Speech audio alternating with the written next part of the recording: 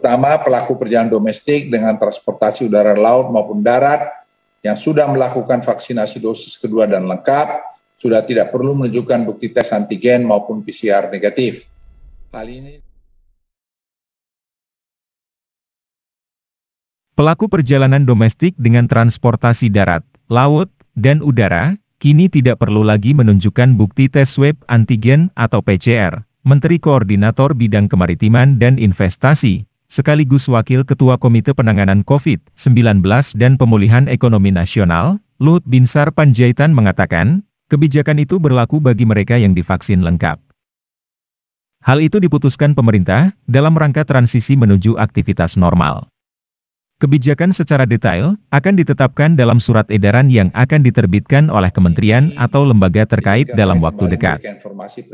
Pemerintah memastikan kondisi dan penanganan pandemi COVID-19 saat ini terus membaik.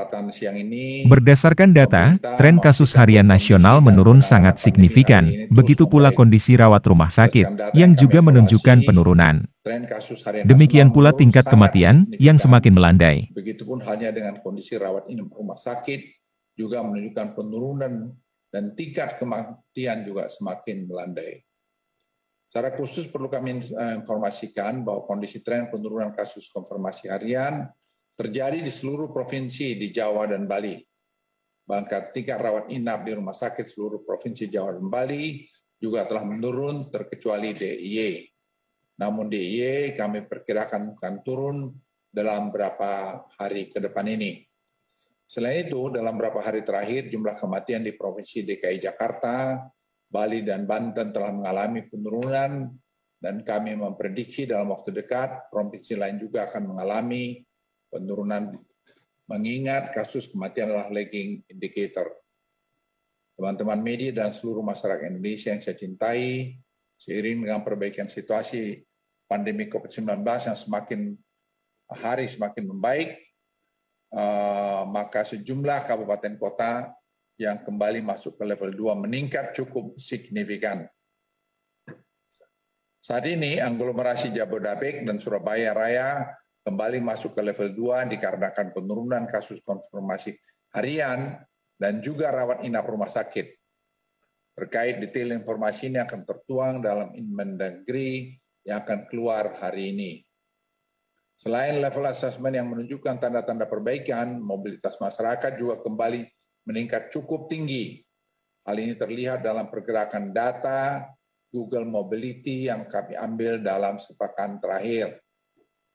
Seiring dengan membaiknya kondisi pandemi dan meningkatnya mobilitas masyarakat, pemerintah terus mendorong tingkat kekebalan masyarakat dengan mengakselerasi capaian vaksinasi dosis kedua, utamanya bagi lansia. Saat ini capaian dosis vaksinasi untuk lansia sudah berada di angka 62% untuk seluruh Jawa, Bali. Tetapi kami akan terus kejar untuk lebih tinggi lagi. Pemerintah juga meminta kepada seluruh wilayah kabupaten kota di Jawa, Bali untuk terus mendorong vaksinasi booster yang masih di bawah 10% di Jawa, Bali. Saya juga mohon dan minta kesediaan masyarakat untuk kembali mendatangi gerai-gerai vaksin yang tersedia demi pulihnya dan membaiknya penanganan pandemi ini. Teman-teman media dan seluruh masyarakat Indonesia yang saya cintai, dalam rangka transisi menuju aktivitas normal hari ini, pemerintah akan memperlakukan berbagai kebijakan sebagai berikut. Pertama, pelaku perjalanan domestik dengan transportasi udara, laut maupun darat yang sudah melakukan vaksinasi dosis kedua dan lengkap, sudah tidak perlu menunjukkan bukti tes antigen maupun PCR negatif. Hal ini ditetapkan dalam surat edaran yang akan diterbitkan oleh kementerian dan lembaga terkait yang akan terbit dalam waktu dekat ini. Seluruh kegiatan kompetisi olahraga dapat menerima penonton dengan syarat sudah melakukan vaksinasi booster dan menggunakan Peduli Lindungi dengan kapasitas masing-masing sebagai berikut. Level 4, 25%, level 3, 50%, level 2, 75%, dan level 1, 100%. Selain kebijakan baru yang kami perlakukan dalam ratas yang digelar hari ini, kami melaporkan kesiapan Bali dalam menggelar kebijakan uji coba tanpa karantina. Dan dalam ratas hari ini, Presiden juga telah menyetujui untuk dapat melakukan uji coba tanpa karantina bagi PPLN sejak 7 Maret. Saya ulangi, sejak 7 Maret 2022 di Provinsi Bali. Namun dengan persyaratan sebagai berikut. PPLN yang datang harus menunjukkan paid booking hotel yang sudah dibayar minimal 4 hari atau menunjukkan bukti domisili di Bali bagi WNI. PPLN yang masuk harus sudah vaksinasi lengkap garis miring booster. PPLN melakukan entry PCR test dan menunggu di kamar hotel hingga hasil tes negatif keluar. Setelah negatif bisa bebas beraktivitas dengan tetap menjalankan protokol kesehatan. PPLN kembali melakukan PCR test di hari ketiga di hotel masing-masing. PPLN telah atau tetap harus memiliki asuransi kesehatan yang menjamin COVID-19 sesuai ketentuan. Event internasional dilakukan di Bali selama masa uji coba menerapkan protokol kesehatan yang ketat sesuai dengan standar G20.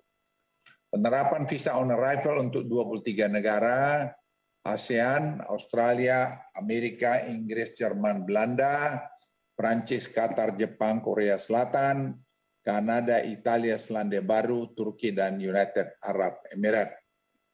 Pengetatan protokol kesehatan dan penggunaan peduli lindungi di berbagai tempat. Akselerasi booster di Bali mencapai 30% dalam 1 minggu ke depan. Bila uji coba ini berhasil, maka kita akan memperlakukan pembebasan karantina bagi seluruh PPLN pada tanggal 1 April 2020 atau lebih cepat dari tanggal 1 April.